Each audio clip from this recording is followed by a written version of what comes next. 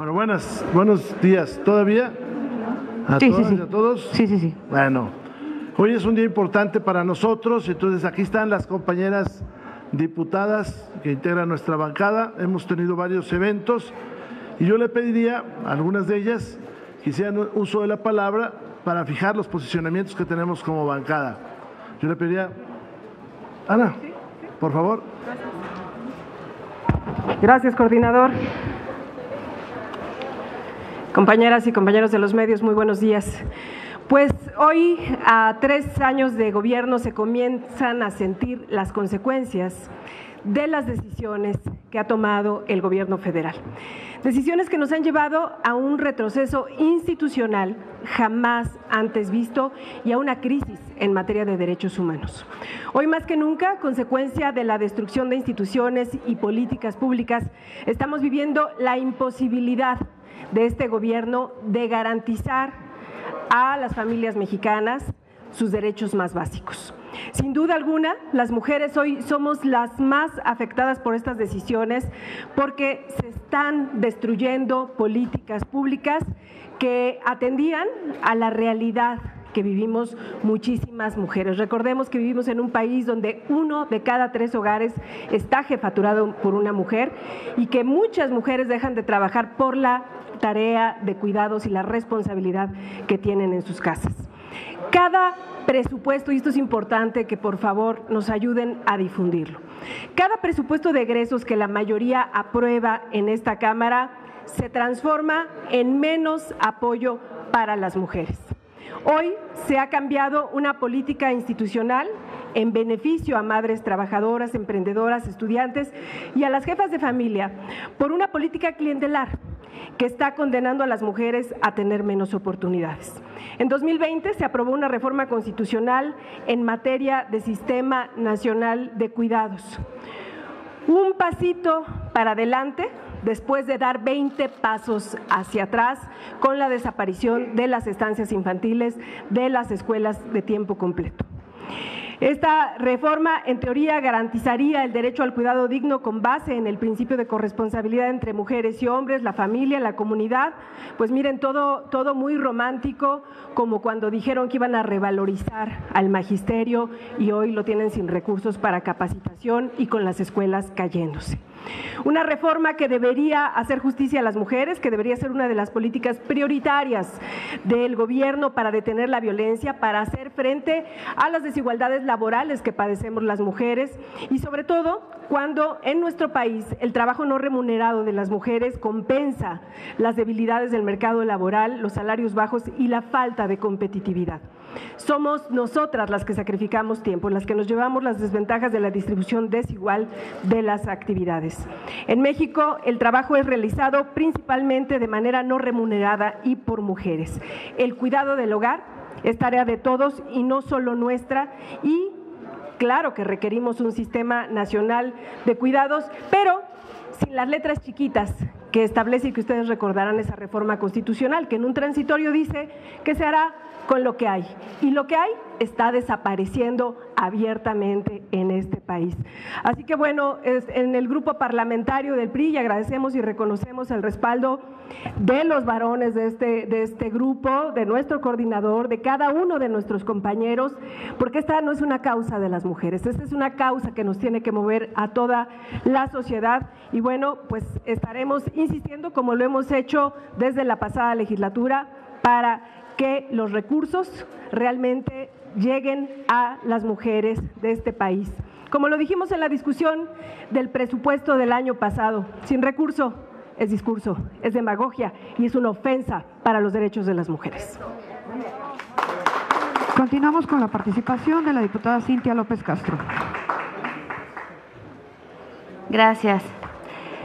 Quiero dedicar esta intervención y esta conferencia a una mujer luchadora, a una mujer que no se deja, a una mujer con quien hoy, 8 de marzo, hemos conmemorado una gran lucha para que ni una mujer más sea violentada.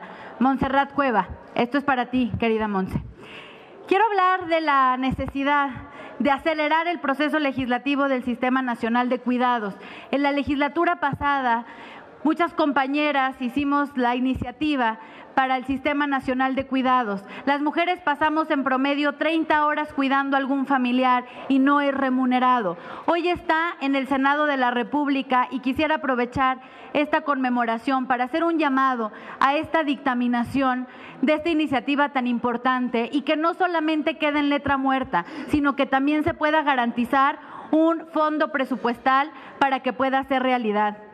Se hicieron modificaciones al artículo 4 y 73 de la Constitución para crear, somos de los pocos países que creamos este Sistema Nacional de Cuidados. Más de 21 millones de mujeres no pueden buscar empleo porque están cuidando a sus hijos, a su esposo, a sus padres o algún familiar y no es remunerado. Hay que ordenar el sistema del IMSS y del ISSSTE en los programas prioritarios para que se pueda proteger a todas las mujeres que se dedican a cuidar y que por ello pierden la remuneración económica. El día de hoy, en esta conferencia, hacemos un llamado para que pueda haber un avance legislativo y pronto podamos tener un Sistema Nacional de Cuidados que las mujeres mexicanas lo requieren. Gracias. Bien, sí. Continuamos con la participación de la diputada Melissa Vargas. Muchas gracias. Estimados compañeros de los medios de comunicación, hace un rato por la mañana el grupo parlamentario del PRI realizó dos actividades muy importantes, una que está en la parte de atrás de ustedes, donde quisimos mostrar una cronología sobre lo que el PRI ha hecho en materia de género. Sin lugar a dudas, el PRI es el partido de las mujeres, no tenemos duda alguna. Y aquí las evidencias, los datos, las cifras lo muestran. Y seguiremos en ese camino, tan es así que hace aproximadamente una hora presentamos en el frontispicio de esta Cámara 5 compromisos que hacemos el grupo parlamentario del PRI para que impulsemos durante este periodo legislativo. Son compromisos que buscan cumplir con 3 demandas históricas de las mujeres y que hoy son llevadas o llevarán en breve a las calles miles, cientos de mujeres en todo el país. La primera tiene que ver con el compromiso de igualdad. Ya lo exponían mis compañeras Ana Lilia Herrera y nuestra compañera Cintia López Castro, el tema tan importante de acelerar el Sistema Nacional de Cuidados. Sí, efectivamente 30 horas son las que le destinamos las mujeres a la semana al cuidado del hogar, de los enfermos, de los niños, y 9 horas son las que destinan los varones. Esta desigualdad en el equilibrio del cuidado afecta directamente al desarrollo de las mujeres. Ya no abonaré más en el tema, pero el grupo parlamentario del PRI va a presionar para que este Sistema Nacional de Cuidados, que involucra estancias infantiles, guarderías, escuelas de tiempo completo, centros de cuidado de adultos mayores y centros de cuidado para personas y niños con discapacidad, se vean reflejados en el presupuesto. El segundo tema que nos interesa muchísimo y tiene que ver con el combate a la exclusión. Es un principio hoy fundamental de la lucha feminista y en esta lógica nuestro compromiso es buscar presupuestos diferenciados para grupos y sectores de mujeres que son discriminadas entre las mujeres. Hablamos de mujeres con discapacidad y hablamos de mujeres indígenas, quienes sufren una triple discriminación por ser mujer. En el caso de las mujeres indígenas por ser indígenas, en el caso de las mujeres con discapacidad por tener una discapacidad y desafortunadamente muchas de ellas viven en un círculo de pobreza derivada de su condición, por lo tanto también sufren discriminación por pobreza. Son triplemente discriminadas y hoy creemos en el PRI que les tenemos que poner un foco de especial atención, sobre todo porque si se trata de dejar a nadie atrás, empecemos por las que están muy atrás de entre las que están atrás, y estos son las mujeres con discapacidad y las mujeres indígenas. Así que vamos por presupuestos focalizados, diferenciados para este segmento de la población. Pero también en esta lógica hay un grupo que es invisibilizado y que pocas veces se atiende, que es el grupo de las mujeres en situación de reclusión. Simplemente comentarles que nos duele, que nos preocupa, que hoy existan cerca de 523 niños y niñas que han nacido en las cárceles mexicanas y que desafortunadamente son tratados o tratadas como otro recluso más porque no cuentan con las condiciones mínimas para su desarrollo. Desafortunadamente nuestro sistema nacional penitenciario no tiene perspectiva de género.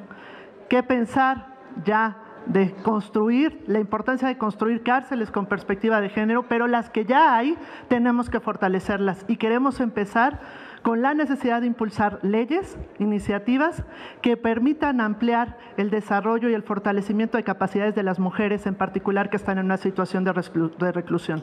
Déjenme decirles algo, no hay mujer más discriminada en este país que una mujer indígena con una discapacidad y en una situación de reclusión. Así tenemos muchas mujeres que no hablan un dialecto, que transportaron droga, por ejemplo, que fueron involucradas con el crimen organizado a veces por violencia misma y que hoy están refundidas en las cárceles mexicanas con sentencias más grandes y más altas que las que los propios provocadores o los propios violentadores o los que generaron el delito. Por eso vamos a ponerle especial interés a las mujeres en situación de cárcel. Y el tercer eje que queremos impulsar tiene que ver con la protección. Las mujeres desafortunadamente requieren ser protegidas, requerimos ser protegidas. Las cifras de violencia así lo demuestran, cerca de 11 mujeres mueren diariamente en México víctimas de feminicidio y vamos por dos temas de manera muy particular. Primero, la creación de un fondo para la Defensoría Pública Electoral de las Mujeres. Hace un rato exponía yo el caso de una de nuestras compañeras, Eufrosina, que todos ustedes la conocen, quien fue presidenta municipal de su pueblo y que desafortunadamente nunca pudo ejercer el cargo, no porque hubiera habido una irregularidad en el proceso electoral, sino porque simple y sencillamente era mujer y no la dejaron ejercerlo. Seguramente si hubiera habido una Defensoría Pública, ella hubiera sido una extraordinaria presidenta municipal. Desafortunadamente estos casos se siguen repitiendo. El Tribunal Superior de Justicia en materia electoral ha ya dicho su interés en generarlo, pero que necesitamos presupuesto. Y por otro lado, vamos también por un fondo especial para los niños, niñas, huérfanos por feminicidio en el país. Cerca ya de 5,000 niños son víctimas, son huérfanos, víctimas de esta pandemia. Pero ¿saben qué es lo más triste? Lo más triste es que esta cifra solamente se refiere de 2018 a la fecha. No hay antecedentes porque han sido invisibilizados por todos. Los niños huérfanos por feminicidio son discriminados en las escuelas, son discriminados en su familia a veces porque son, discúlpenme la palabra, a veces arrimados y maltratados hasta por la propia familia. Por eso creemos que es una responsabilidad del gobierno y de nosotros como legisladores garantizar el apoyo a estos niños hasta la mayoría de edad. Es así pues que vamos por 5 compromisos en materia legislativa y cerraría diciendo algo. Estos compromisos es muy importante que se acompañen de presupuesto. Nuestro coordinador habló de un tema que es muy importante, que es el presupuesto que se le ha ido recortando en materia de género, también es un presupuesto que mata. Si estos programas no vienen acompañados de un ejercicio presupuestario responsable hacia las mujeres en el próximo ejercicio fiscal, seguramente el gobierno también será cómplice de los pendientes que hoy tenemos históricos con las mujeres de este país. Muchísimas gracias. Continuamos con la participación de nuestra diputada Eufrosina Cruz. Bueno, buenos días a todas y a todos. Gracias por hoy acompañarnos. Hoy, como lo ha dicho el coordinador, como lo ha dicho el partido, hoy no se tiene nada que celebrar, hoy tenemos que exigir y alzar más que nunca el que la igualdad sea real, tanto en la política pública como en la cotidianidad de esta sociedad. Hoy los registros del feminicidio están por las nubes, hoy los recortes presupuestales para las mujeres y para las mujeres indígenas, hoy es el peor presupuesto. Y como lo he dicho en tribuna y lo he dicho en público y lo he dicho con ustedes, sin presupuesto no se puede construir igualdad para las mujeres indígenas, para las mujeres con discapacidad, para las mujeres que tienen que construir todos los días el ser vistas. Y sin presupuesto nos quitaron en el INPI. Hoy tiene 3.800 millones de pesos, el 60% de ese presupuesto se va a gasto corriente y no hay ninguna política pública que empodere a las mujeres. Los refugios están aniquilados, las escuelas de tiempo completo aniquilados y sin educación tampoco no puedes construir igualdad. Las escuelas con conectividad, hoy en las comunidades indígenas, las niñas hoy no tienen conexión, no tienen conectividad y por eso hoy hacemos un llamado al grupo parlamentario que tiene mayoría a que no solamente es venir y ponernos el vestido color morado, de nada sirve que nos pongamos nuestros pañuelos y decir un chingo de cosas allá adentro si no se refleja en las políticas públicas de este país. Así que como grupo parlamentario vamos a seguir hasta que se haga realidad y que se regrese los programas que ya se tenían. No estamos pidiendo más, se regrese lo que ya se tenía, el seguro popular, las estancias infantiles, las escuelas de tiempo completa, las escuelas de conectividad, los programas de Promusac, FAPA, porque todo se ampara en la desaparición de estos programas, en la corrupción. Bueno, si hay corrupción, entonces, ¿qué chingados han hecho para construir otras alternativas? Esa es la construcción de lo que hoy exigimos como grupo parlamentario. Así que muchas gracias y esperamos sus preguntas. Continuamos con la participación de nuestro coordinador Rubén Moreira. Ya después, ¿qué digo yo? Bueno, yo reconocer a nuestras compañeras diputadas, a las compañeras senadoras, a las compañeras diputadas locales, regidoras, síndicos, alcaldesas, gobernadoras, bueno, hoy presidentas de los comités directivos estatales, que tenemos mujeres, reconocerlas a todas por su trabajo, por el esfuerzo que hacen y porque en el PRI tenemos grandes militantes que hacen grandes cosas. Primero, también comentarles que el partido tiene una agenda histórica con las mujeres, que creó instituciones. Es cierto que hay temas de coyuntura que tenemos que atender y que son importantísimos, pero acá se hizo el IMSS, se hizo el ISSSTE, acá se impulsó la escuela pública, se generó la preparatoria obligatoria, la secundaria obligatoria, el jardín de niños obligatorio, o sea, la educación preescolar. ¿Para qué? Para que las niñas y los niños tuvieran acceso a la educación. Eso también es una agenda que hace mucho nosotros impulsamos. Hoy hay temas importantes como la paridad, recordar que es una iniciativa de un gobierno priista, que fue una votación de legisladoras y de legisladores priistas. Lo segundo es algo que comentó ahora Melissa, la compañera diputada. Hay una violencia terrible, que es la violencia presupuestal. Cuando una mujer es lesionada en su hogar, es terrible, pero eso se multiplica cuando no hay un albergue, cuando no hay un centro de refugio, cuando una mujer fallece por cáncer porque no hubo medicamento, es terrible, pero eso se multiplica cuando sus hijos no tienen ni qué comer, porque se quitó el seguro de jefas de familia.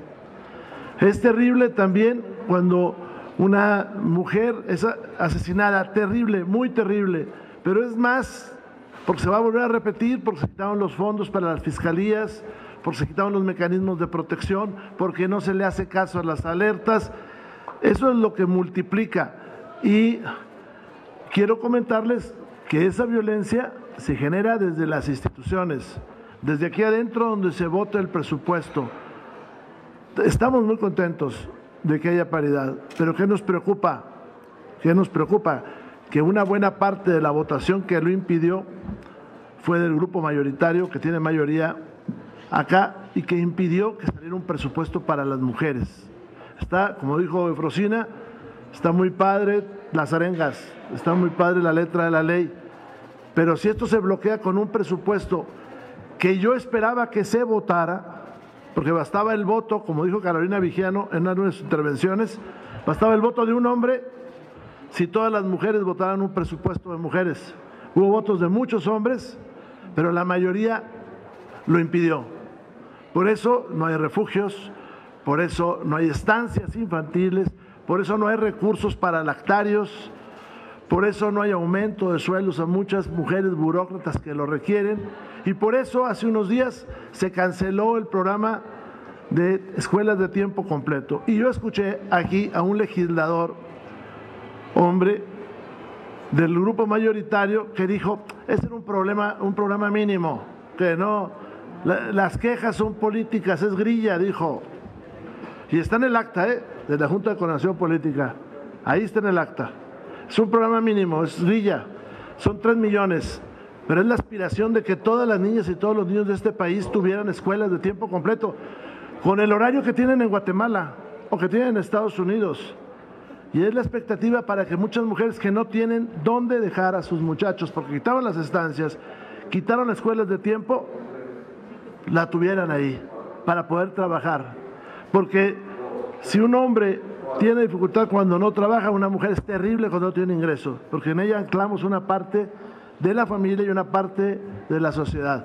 Si buscamos responsables de las quejas que hoy van a estar allá afuera, sí es el patriarcado, pero también hay un patriarcado institucional que lo promueve, que pone murallas, que pone vallas, que descalifica, porque ese es el principal problema, descalificar a la mujer y decir vienen aquí a hacer una acción revoltosa. Y entonces por eso no es legítimo lo que piden. Claro que es legítimo lo que piden. Yo le pido a mis compañeras y a mis compañeros que acompañemos la idea de las diputadas del PRI de exigir desde ahora que cese la violencia presupuestal institucional, que es una violencia del Estado mexicano, que se centra en quitar presupuestos destinados a las políticas públicas de mujeres. Y esa es la principal violencia que hay. Agregaría, para terminar, nos preocupa la omisión de mucha gente, no del PRI, de señalar que hay lugares en el país donde las candidaturas de mujeres están vetadas. ¿Por qué? Porque el crimen organizado impide que se registren. Y hay mujeres de muchas partes y de muchos partidos que no pueden ser candidatas. ¿Por qué? Porque el crimen organizado les dice que no, las presiona a las directivas. Y me preocupa que el INE, que siempre está atento a todo y qué bueno, ahí sea omiso.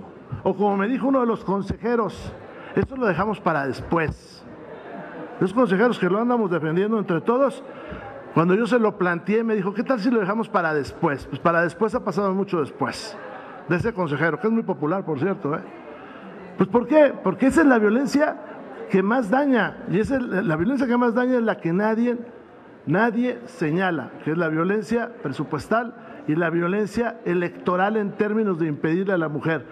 No que le señalen, no que le digan, no, que no la dejan competir, porque los señores criminales no quieren que compitan mujeres, porque los gobiernos de mujeres son buenos gobiernos. Y el INE es omiso, como dijo ese consejero, lo dejamos para después, pues ya lo dejo para mucho después. Yo ahí terminaría, no sé si haya preguntas, y si hay preguntas que estén facilitas. Tenemos dos preguntas.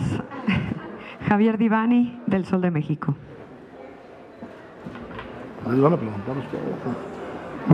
Buenas tardes a todos, felicidades a todas las mujeres, no hay mucho que festejar, pero sobre todo deseo que estos cambios que están proponiendo pues pronto se logren.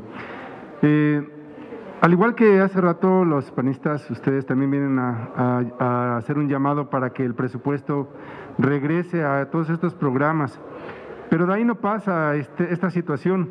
Este gobierno, parecer, va a mantener esta situación los próximos 3 años que le quedan y pareciera que no hay cambio, que no va a haber mayor presupuesto como el que se asigna cada año. Mi pregunta en concreto sería saber en concreto qué es lo que se va a hacer para que se puedan recuperar algunos de estos programas, como el de instancias infantiles, como el de escuelas de tiempo completo, todos estos recursos que ya nos están dando y que finalmente pareciera que no los van a tener. Y bueno, también saber si desde los estados se pueden, los gobiernos de oposición, PRI, PAN, se puede hacer algo para que se implementen estos programas de manera gubernamental por entidad, de tal manera que no sea a través únicamente el presupuesto que da el gobierno federal, sino que los propios estados obtengan y regresen esas instancias infantiles, regresen las escuelas de tiempo completo, regrese todo eso que se está demandando desde aquí, desde hoy en este Día Internacional de la Mujer. Mira, antes de pedirle aquí a alguna de las compañeras, que todas tendrán seguramente una opinión importante, le voy a decir mi modesta opinión y voy a empezar por lo último. Los estados están ahogándose por falta de recursos, porque aquí adentro la mayoría les está retirando todos los recursos, los de turismo, los de defensa de las mujeres, los recursos que se dedicaban a salud, los recursos que se dedicaban a educación, a seguridad, a carreteras. Hay un centralismo en este país que un día va a reventar, pero eso es responsabilidad de la mayoría. La responsabilidad de nosotros, que somos la oposición, es, con la ayuda de ustedes, señalarlo. Y yo le hago un llamado al pueblo, que fue por el que votó por los diputados y senadores, que les exija y les diga, ¿dónde está tu voto para pavimentar calles? ¿Dónde está tu voto para el refugio? Porque ese es. Hay, es cierto, una sobrerepresentación que es una ficción jurídica. Por eso el 52% de los mexicanos votó en contra del régimen, pero nosotros tenemos el 47% de los diputados, la oposición, porque hay una sobrerepresentación falsa ahí, una representación que hace una falsedad en la democracia.